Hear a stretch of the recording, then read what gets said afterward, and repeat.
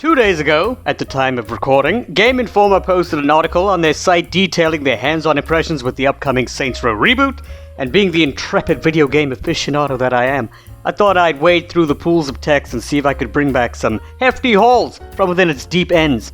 After reading the article and totaling up all of the new topics or features brought up, I can confidently state that this is hands down one of the most pointless articles I have ever seen.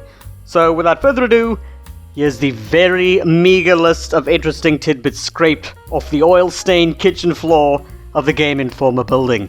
The article begins by explaining that they received their build of Saints Row a month ago, and within this build, our lovely writer, John Carson of GameInformer, could play story missions, side missions, and had access to the entire Santo Ileso map.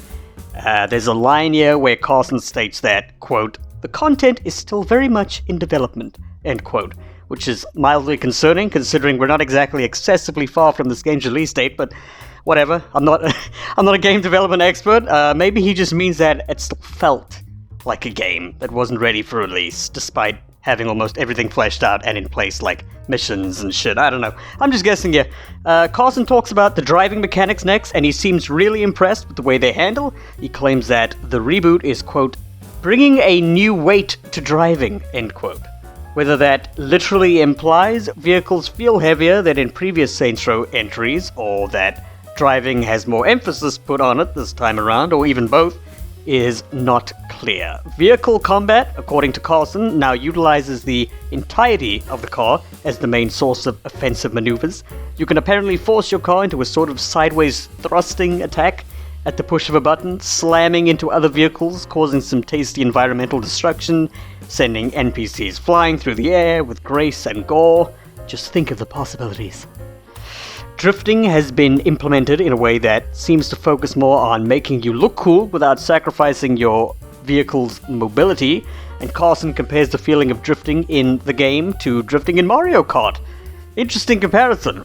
How far your vehicle can actually go during drifting, according to Carson, seems to be set in stone, implying the possibility of losing control is barely existent, if it exists at all.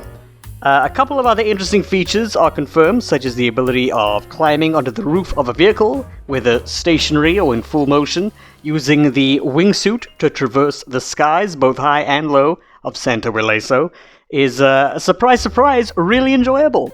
Wingsuiting works exactly how you would imagine it to: climb up something big and jump off, push a button, and hey, you're gliding with unprecedented freedom. There are also various machines scattered around the map that you can use to send yourself flying into the air if you can't be asked to climb up a building or whatever. And if you're engaged in some hot vehicular action and your car is approaching the sound barrier, you can even wingsuit from its roof. You probably won't get very far though. The comparison Carson makes here is that wingsuiting reminded him of the gliding from the Batman Arkham series. Another interesting comparison.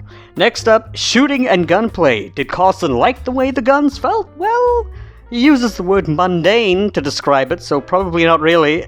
He says the shooting felt average, but he then goes on to say that the weapons, quote, "perform how you'd expect in a Saints Row game," end quote. So, what's the issue here, Carson? Saints Row's combat has always felt simplistic and arcadey as shit. That's one of its charm points for me. Did you seriously expect them to completely overhaul the way weapons work and feel? Now that's just unrealistic, Mr. Carson, come on.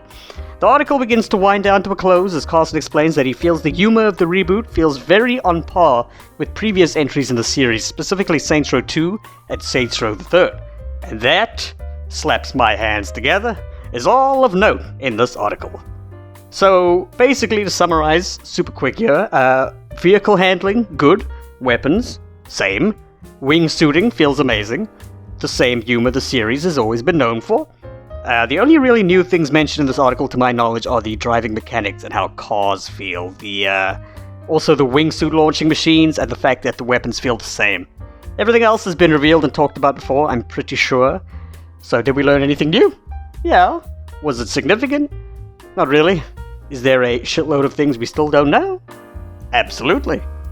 Very informative, thank you, Mr. Carson. To be fair, I'm sure all the juicy details lie within their Saints Row cover story contained in their actual publication. And that requires money, so if you're so inclined, give that a read. And until the next video, I'm gonna go make my own wingsuit out of socks, pillowcases, bed sheets, and tennis rackets. Wish me luck.